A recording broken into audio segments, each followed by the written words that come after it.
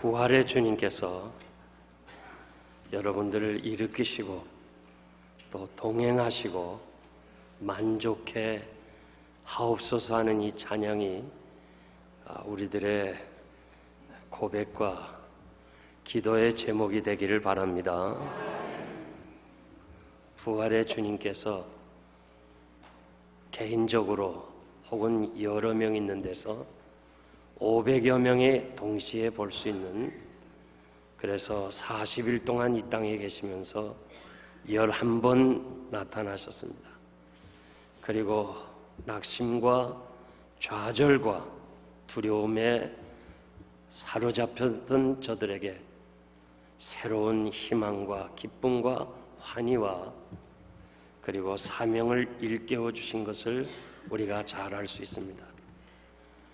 만약에 주님이 부활하시고 승천하셨다면, 우리에게 보여주지 아니했다면 우리로서는 부활의 확신을 가지고 살지를 못했을 것입니다. 그런데 주님께서 찾아오셔서 엠마오 도상에서 낙심 중에 사명 잃어버리고 고향으로 가는 저들에게 다시 사명을 주시고 예루살렘에 올라가서 우리가 부활의 주님을 만났다 하면서 주의 길을 가게 하셨습니다. 문들을 잠그고, 왜 문을 복수로 사용했느냐? 성지에 가보니까 문을 하나 열면 홀이 있고 다시 그 작은 방이 있습니다. 그래서 다시 그 방을 열어야 됩니다. 저는 거기 가서 그것을 보면서 성경을 해석했습니다. 그렇게 무서워 두려워 떨던 제자들에게 확신과 기쁨과 담대함을 주어서 저들이 공회 앞에서, 살기 등등한 공회 앞에서 당신들이 죽인 예수는 사흘 만에 다시 살아났다고 부활을 담대하게 전할 수가 있었습니다.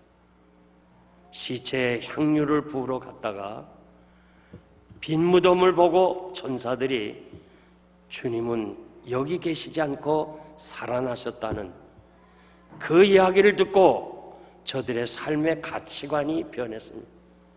세상의 욕심과 세상의 애정과 세상 것을 추구하던 저희들이 이제는 하나님의 나라, 하나님의 영광, 하나님의 뜻을 전하는 하나님의 사람으로 변하게 됐습니다.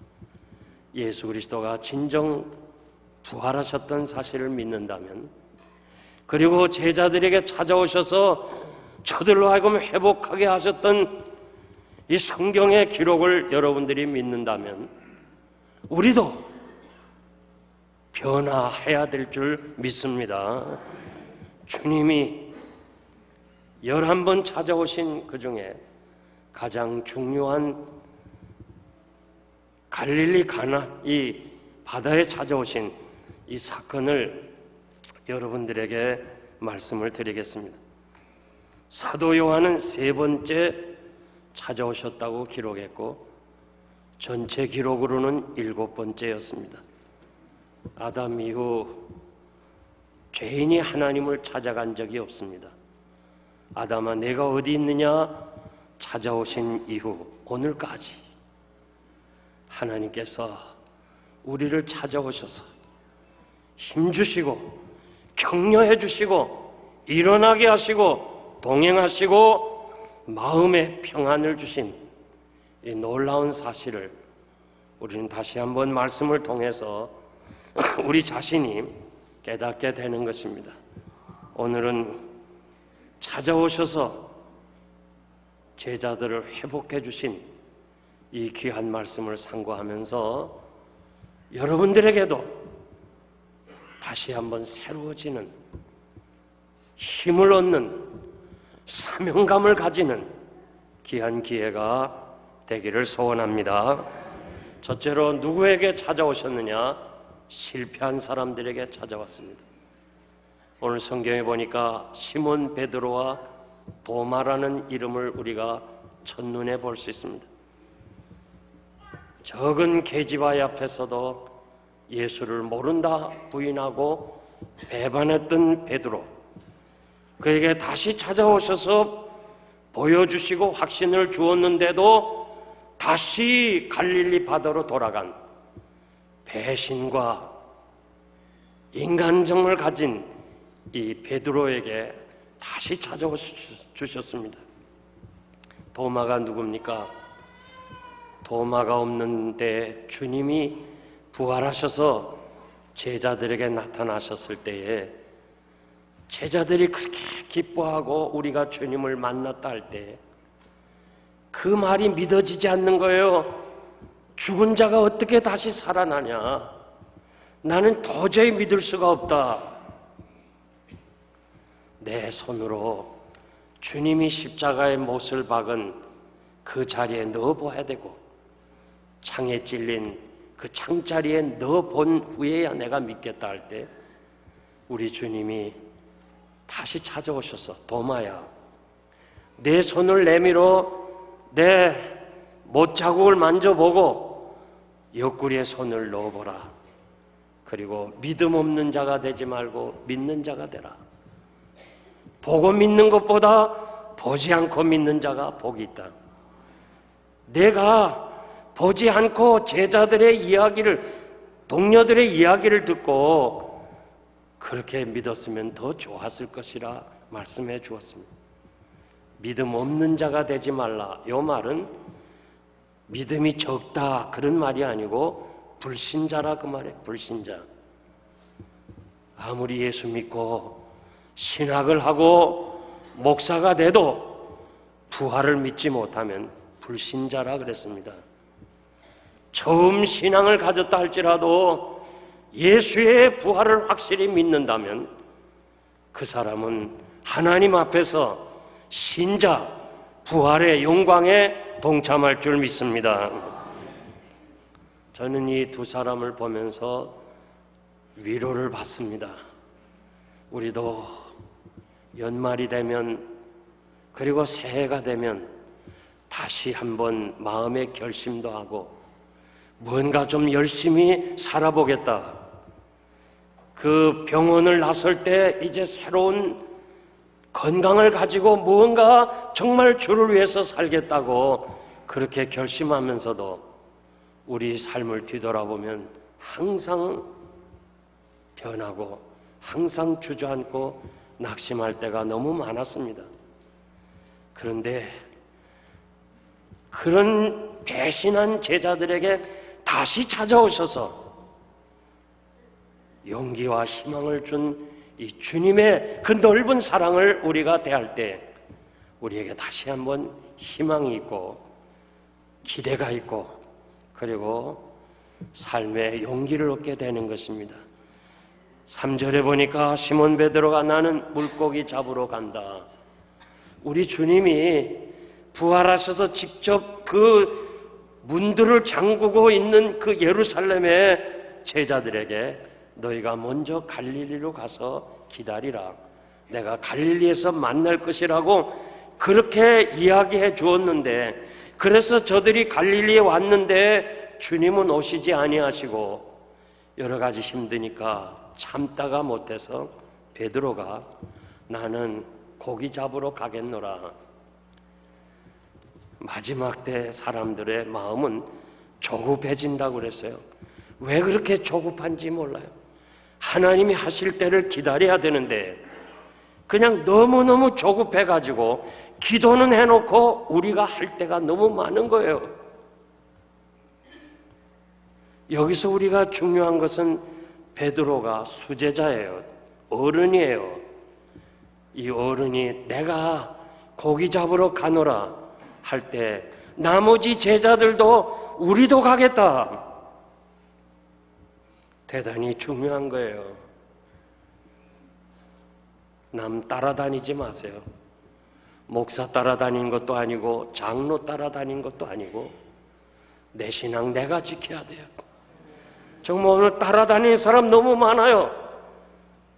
성경에 보니까 욥과 같은 사람, 모세 같은 사람도 자기만 구원받지 그로 인해서 구원받을 수 없다고 그랬어요. 따라다니지 마세요. 내 신앙 내가 지켜야 돼요. 제자들은 밤새도록 고기를 잡았으나 이 밤에 아무것도 잡지를 못했습니다. 3년 만에 다시 옛 직업으로 돌아왔지만 밤새 수고했지만은 고기 한 마리 잡지 못했습니다. 허탕입니다. 하나님의 일을 저버린 사람에게는 성공을 기대할 수가 없습니다. 성공과 건강과 평안과 행복은 하나님께로부터 오는 것이지 결코 우리가 얻는 게 아닙니다. 주님이 나는 포도나무요 너희는 가지니 나를 떠나서는 너희가 아무것도 할 수 없다고 그랬습니다. 하나님만이 우리들의 모든 것이 되는 줄 믿습니다. 영국의 사상가 토마스 칼라일은 전쟁의 비극과 평화의 소중함을 알리기 위해서 그는 밤낮 10년 세월을 보내면서 프랑스 혁명사라는 책을 집필하게 되었습니다. 그리고 마지막 당시의 유명한 철학자인 존 스튜어트에게 그 원고를 갖다 주면서 한번 교정을 봐달라고 그랬습니다. 그래서 이 친구가 교정을 보느라고 자기 테이블에 그 귀한 원고를 놓고서 지우기도 하고 추가로 글을 써놓고 그러면서 잠을 잤는데 하녀가 집을 청소하면서 그만 책상에 널려있는 이 교정을 본 거 지웠다 썼다 하는 거 보고서는 쓰레기인 줄 알고 그냥 벽난로에 집어넣었어요. 칼라일은 이 소식을 듣고 4개월 동안 식음을 전폐하고 죽고 싶다고 그랬어요. 왜 10년 동안 수고한 것이 하루아침에 불타버렸으니까. 그래서 그냥 살기가 싫어졌어요. 그런데 어느 날 이 창문을 통해서 앞에 집을 짓는 것을 보았어요. 이 벽돌공이 줄을 대고서 벽돌을 쌓아올다 거의 완성되었는데 갑자기 이 벽돌을 집담을 다 헐어버려요. 그 광경을 보면서 아하, 집 한 채 짓는 것도 잘못됐으면 저렇게 헐어버리는구나. 어떻게 이렇게 귀한 책을 한 번에 다 완성하겠나. 다시 하자. 그러면서 다시 쓴 것이 유명한 프랑스 혁명사. 그가 처음에 집필한 거는 비교가 안 될 정도로 위대한 명작, 모든 사람에게 감동을 주는 귀한 책을 저술하게 되었습니다. 우리 이민의 삶이 여러 가지 힘듭니다. 가정에 어려움이 있습니다. 실패도 있습니다. 기대가 산산이 부서지는 아픔도 있습니다. 남이 알지 못하는 내가 해결해야 될 문제가 있고 남들이 안다 해도 도와줄 수 없는 문제들이 있습니다. 예수님의 부활을 믿는다면 예수님이 찾아오셔서 그 제자들을 회복해 주시고 다시 한번 새로운 사명을 주셨던 그 사실이 믿어진다면 어제나 오늘이나 영원토록 동일하신 주님이 여러분의 문제를 해결해 주실 줄 믿습니다. 사람들은 배신한 자를 다시 안 만납니다. 다시 쓰지도 아니합니다. 만나기도 싫습니다. 그런데 우리 주님은 계속해서 실패한 자 그에게 또 찾아왔어. 그렇게 부인했던 배신했던 베드로에게 찾아오셔서 새로운 희망과 용기를 주셨고 다시 갈릴리에서 만나자고 약속했는데도 그 약속을 지키지 못하고 다시 옛터로 돌아간 그 제자에게 또다시 찾아갔어서 그들로 하여금 새로운 사명을 갖고 회복해 주셨던 이 살아계신 하나님, 살아계신 주의 사랑이 여러분에게도 동일하게 역사하실 줄 믿습니다. 사람은 1만 번 이상 넘어져야 걷게 된다는 것입니다. 바람이 있어야 연을 날리게 되고 강력한 햇빛이 있어야 곡식이 여물게 됩니다. 다윗에게 골리앗 같은 정말 넘어야 될 산입니다. 도저히 상대가 안 되는 골리앗이 있었어요. 골리앗이 있었기 때문에 다윗은 영광을 얻게 되고 명장이 되고 성공자가 된 거예요. 만일 다윗에게 골리앗이 없었다면 그는 평생을 목동으로 지냈을 것입니다. 여러분의 형편이 어떠한지 제가 여러분들에게 말씀드리고 싶은 것은 힘내세요. 주님이 함께 하십니다. 오늘 참 귀한 찬양으로 우리들에게 다시 한번 기도의 사명을 일깨주었어요. 포기하지 마세요. 포기는 배추를 실 때만 사용하는 거예요. 포기하지 마세요. 주님이 계신 거예요. 주님이 실패한 베드로에게 찾아오셔서 베드로야 이렇게 묻질 않았어요. 베드로는 주님이 사명자가 됐을 때 이름을 고쳐준 이름이에요. 그의 본성은 뭐예요? 요한의 아들 시몬이었어요. 우리가 읽지 않았지만 뒤에 보니까 주님이 몇 번이나 배신하고 달아난 베드로에게 찾아오셔서 베드로야 묻지 않고 요한의 아들 시몬아, 요한의 아들 시몬아, 처음으로 갈릴리 바다에서 고기 잡는 베드로를, 시몬을 불러서 베드로로 만드셨던 주님이 다시 일어나게 하는 거예요.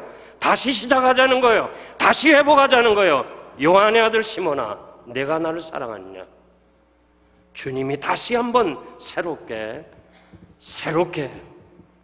그에게 희망을 주었습니다.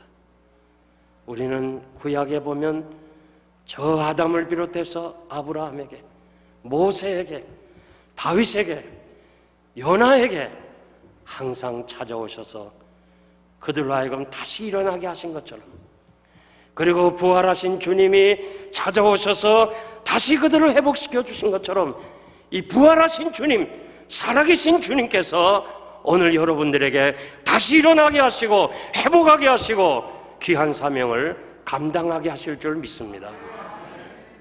두 번째는 언제 찾아왔느냐? 날이 새어갈 때 찾아왔다 그랬습니다. 모든 것이 시작이 하루 새벽입니다.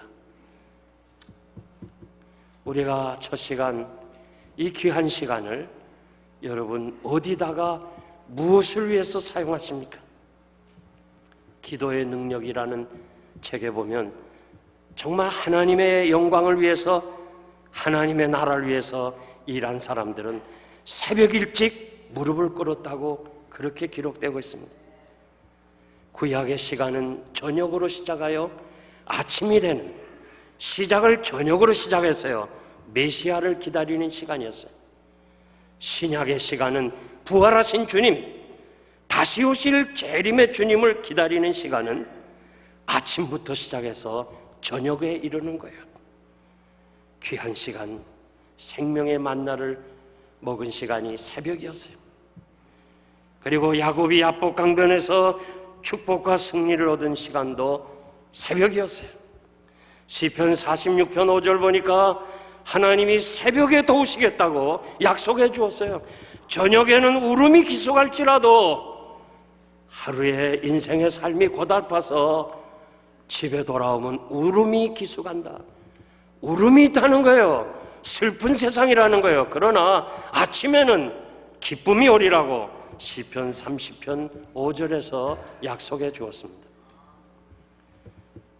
여러분들이 혹시 읽으신 분 계시겠지만 아침형 인간이라는 사이쇼 히로시가 지은, 일본 의사가 지은 책입니다. 아버지도 의사고 자기도 의사예요. 40년간 환자를 치료해 봤는데 성인병, 모든 성인병은 야행성 때문이라 그랬어요. 늦게 자고 늦게 일어나는 것이 오늘의 질병을 가져온다는 거예요.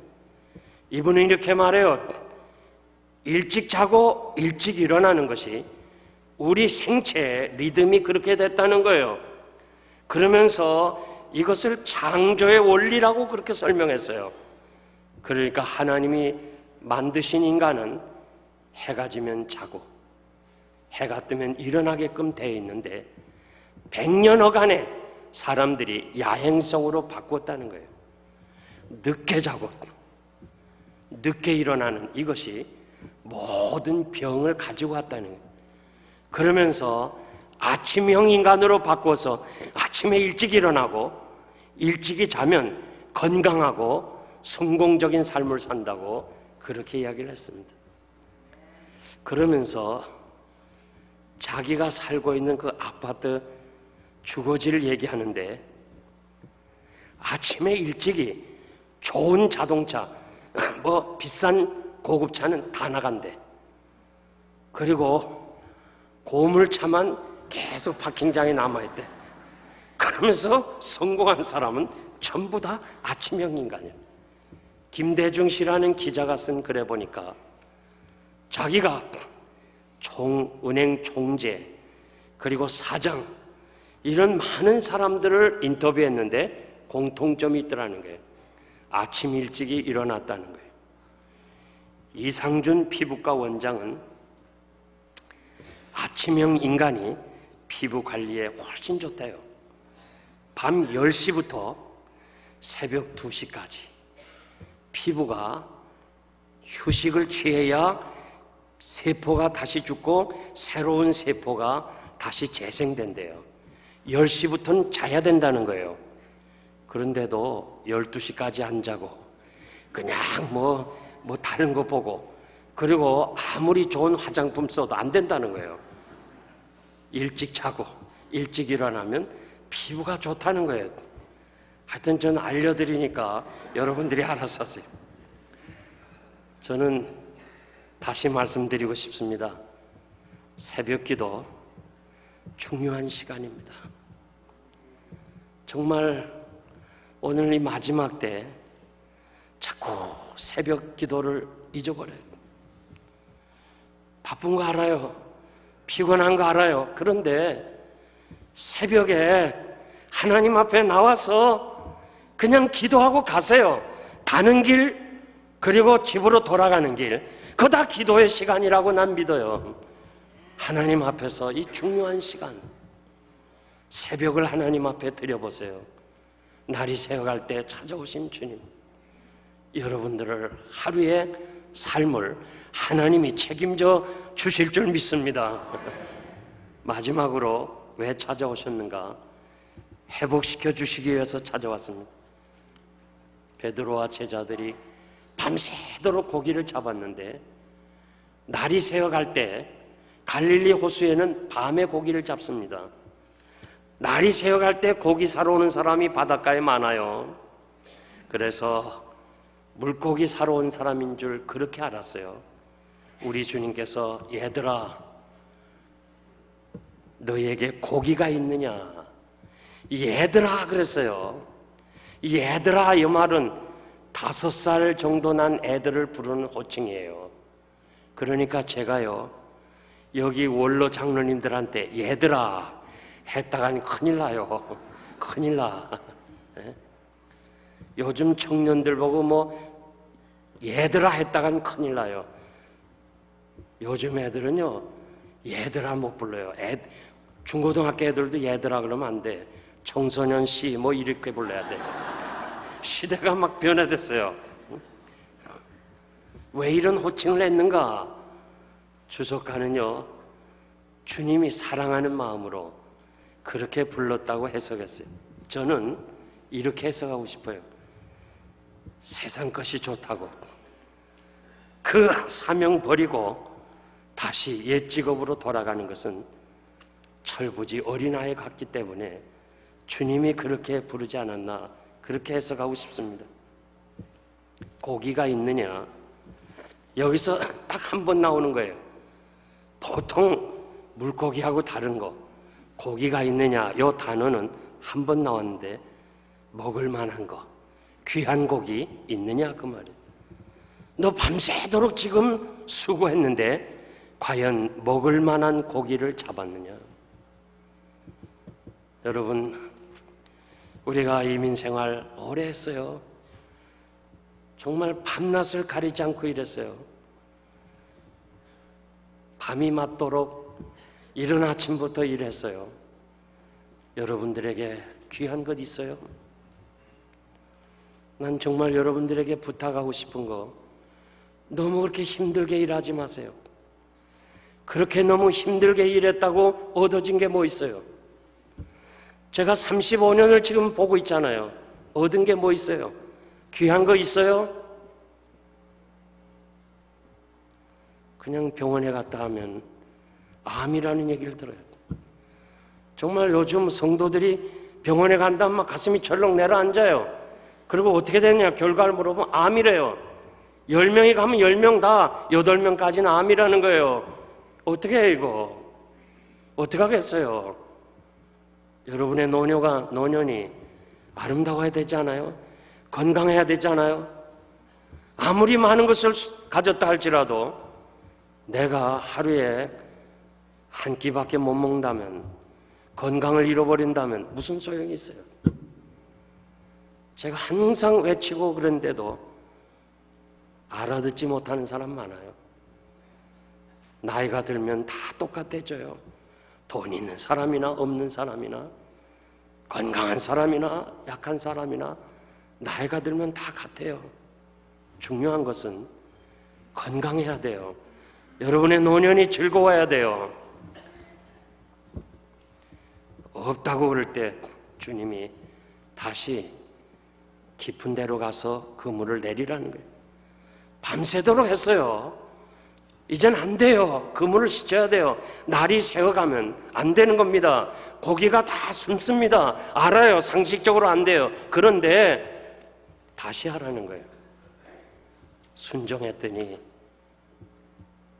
153마리. 왜 성경에 153마리를 기록했냐? 그만한 정도 고기는 그물이 찢어진다는 거예요. 그런데 하나님이 주신 축복은 찢어지는 법이 없어요. 앞에서 벌고 뒤에서 나가면 뭐해요? 하나님이 뒤를 막아줘야지. 그래야 쌓이는 거예요. 하나님이 주시는 재물은 근심을 겸하여 주지 않는다고 그랬어요.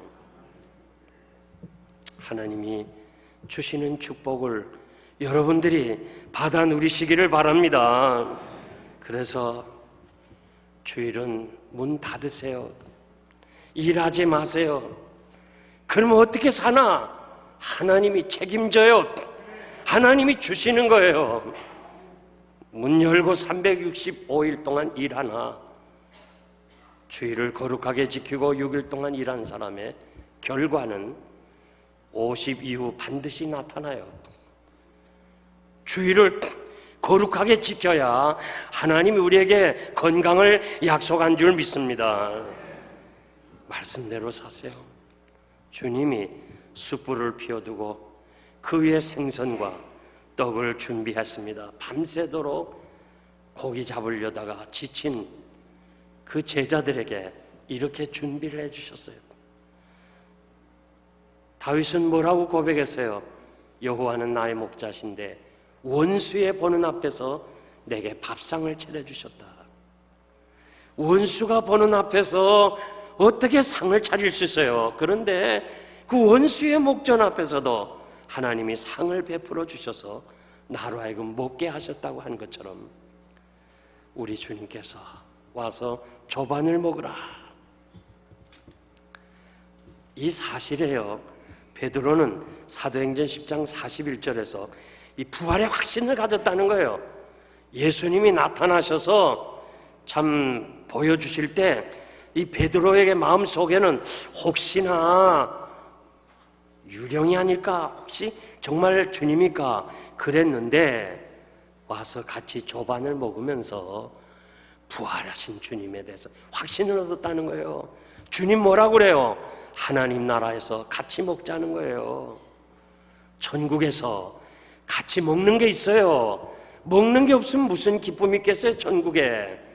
그래서 조반을 먹자 하는 이것이 베드로가 하여금 주님이 살아계시구나, 주님이 분명히 살아계시구나, 나와 같이 밥을 먹었구나, 이것이 그가 부활의 확실성을 가졌다고 그렇게 고백을 했습니다. 153마리 누구 때문에 얻었어요? 성경에 보니까 큰 고기라고 그랬어요. 누구 때문에 얻었어요? 주님 때문에 얻었어요. 주님 뭐라고 그래요? 조금 가져오라. 조금 가져. 여러분, 하나님 앞에 드리는 헌금 인색하지 마세요. 내 것이 아니에요. 내 돈이 아니에요. 우리 태어날 때 돈 가지고 태어났어요? 우리가 태평양을 건널 때 얼마를 가지고 건넜어요? 다 주님이 주신 거예요. 항상 우리가 헌금할 때 내 것을 드린다면 인색해요. 하나님의 것을 하나님께 드립니다. 보세요. 조금 가져오라 할 때 성경 자세히 보세요. 누구를 줬어요? 제자들에게 다시 구워서 줬어요. 돌려줬어요. 주님이 먹으려는 거 아니에요. 주님이 돈이 없어서 내라는 거 아니에요. 다시 돌려주는 거예요. 나 다시 말씀드립니다. 어린 시절에 고학할 때 11조 내기가 얼마나 힘들었는지, 땅을 파서 일당을 벌고 야간을 공부합니다. 어머니가 밤늦게 돌아오면 용거라, 너 오늘 얼마나 벌었느냐? 3,000원을 벌었습니다. 300원은 11조 내라. 난 너무너무 아까웠어요. 난 너무너무 아까웠어요. 그걸 알고 있는 어머니가 자주 말했어요. 용거라, 하나님이 돈이 없어서 너에게 너의 돈을 원하는 거 아니야. 다 내게 돌려줄 거야. 인색하지 마. 하나님께 드려. 얼마나 귀한 얘기인지 몰라. 난 11조를 신학교에서 배운 거 아니에요. 목사님에게 배운 거 아니에요. 내 어머니에게 배웠어요. 실망하고 좌절하고 예토로 돌아온 제자들에게 찾아오셔서 다시 일깨워 주시고, 다시 희망을 주시고, 다시 삶의 용기를 주셨던 살아계신 주님께서 오늘 여러분들에게 이 은혜로 함께 하실 줄 믿습니다. 제가 이제 말씀을 맺겠습니다. 나이 드신 분 알지만은 우리가 옛날 공부할 때는 중학교 수업료를 냈습니다. 수업료를 여러 달 안 냈더니 몇 번이나 집에 쫓겨났는데, 안 냈더니 하루는 선생님이 들어오자마자 이용걸 이름 부르면서 일어나라 하고, 너도 양심 있지 마, 돈 안 내고 이렇게 공부할 수 있어, 나가 하면서 그냥 가방에다 제 책을 챙겨서 안 나가겠다는 제 등짝을 밀어가지고 교실 밖으로 내보내요. 문 닫아버렸어요. 너 같은 놈은 처음이다. 저 혼자 태학을 맞았으면 참 섭섭할 텐데 우리 친구하고 똑같이 태학을 맞았어요.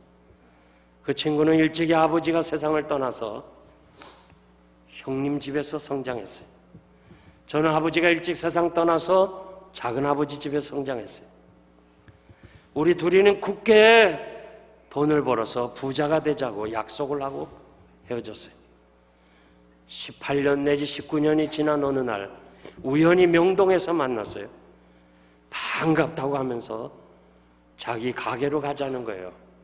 명동 성당 한쪽 부락, 왼쪽 부락에 그 당시에 해바라기 양품점이라는 게 2개 있었어요. 그는 2층 다방에서 이렇게 말해요. 자기는 이 해바라기 양품점이 2개고 결혼을 해서 아들 하나 낳고 자가용 있고 서초동에 50평짜리 집이 있다는 거예요. 아파트. 그러면서 너는 어떻게 됐냐 나한테 물어요. 난 전도사가 돼서. 그러니까 얘가 막 울면서요, 눈물이 글썽글썽하면서, 야 임마, 너 어떻게 다 전도사가 됐냐? 너 어떻게 다 전도사가 됐어? 왜 그래? 하면서 아주 막 나에게 자기도 이만큼 소유한 것처럼 이용거리도 뭔가 부자가 됐을 거라 생각했는데 전도사가 됐다니까 아주 얘가 나를 측은히 여기는 거예요. 그리고 집으로 돌아왔습니다. 신성교회라는 작은 교회에 바로 문 하나 열면 마루가 있고 방이 하나 있어요. 저는 그 밤에 한잠도 자지 못했어요. 이제까지 1시간 10분도 잠 못 잔 건 그날 하루였어요.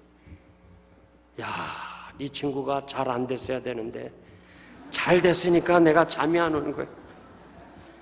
같이 교정을 떠났는데 어떻게 걔는 저렇게 부자가 되고 나는 이렇게 됐나. 그 당시에는 전도사에게 시집 올 아가씨도 없어서 결혼도 못했어요. 밤새도록 후회했어요. 내가 어쩌다가 신학을 하고 난 이렇게 됐나. 또 새벽이니까 내가 나가 기도회를 인도해야 되잖아요. 담임 전도사니까. 그날 한 40-50명 나왔는데요. 얼마나 미워지는지요. 아, 내가 이 사람들 때문에 이렇게 고생하나 보다. 이 사람들은 잠도 안 자나. 어? 그리고서는 그분들이 가기를 위해서 저는 강대상에 앉아서 기도 하나 안 했어요. 밤새도록 전도사 된 걸 후회하고 괴로워했는데 무슨 기도를 하겠어요. 그냥 눈만 감고 있었어요. 그런데 이상하게 활동 사진을 보는 것처럼 그냥 전혀 생각지 않았던 옛날이 다시 떠오르는 거예요. 피난 갔던 그 시절에 저 대구 평리동에서 갑자기 어느 날 다리를 못 쓰게 되고, 그리고 수술했던 의사가 너는 이제는 못 고친다는, 우리 매형의 친구가 수술을 했는데 현대의학으로는 고칠 수 없다, 그런 얘기를 들었어요. 어머니도 들었어요. 죽음의 날을 기다리고 있는데 저 서울에 가면 병계단 권사님이 있는데 그분은 못 고치는 사람이 없다는 소식을 듣고 어머니 등에 업혀서 서울로 오던 그 지나간 얘기, 전혀 생각지도 않는 그런 얘기가 영화에 돌아가듯이 환상을 보는 거예요. 거기서 나는 얼마나 많이 울었는지 몰라요. 밤새도록 전도사 된 걸 후회했는데 그날 새벽에 주께서 그렇게 보여주신 거예요. 성경에 보니까 눈물의 양식이 되었다. 난 눈물이 양식이 됐다는 말을 이해할 수 없었어요. 그런데 그 환상을 보면서 그냥 눈물이 비 오듯이 쏟아지는데 그것이 입으로 들어가는 거예요. 뭐 닦을 겨를도 없어요. 그거 보느라고. 입으로 들어가서 입으로 마시니까, 먹으니까 그게 양식이에요. 난 그때 알았어요. 아무도 이 눈물이 양식이라는 거 모를 거예요. 저는 얼마나 회개를 많이 했는지 몰라요. 그날 이후 지금까지 그때그때마다 찾아오셔서 말씀으로, 사람을 통해서, 기도로, 환상으로 저에게 일으켜 세워주시고 다시 하게 하시고 힘주시고 감당하게 하신 하나님을 찬양하는 거예요. 이 부활하신 주님이 살아계셔서 여러분들에게도 오늘 이 말씀을 통해서, 저를 통해서 내가 너와 함께 하시겠다고 하고 다시 일으켜 세워주시고 동행하시고 다시 새 생명 주고 평안케 하시리라는 이 모든 역사가 여러분에게 있어질 줄 분명히 믿습니다. 기도하겠습니다.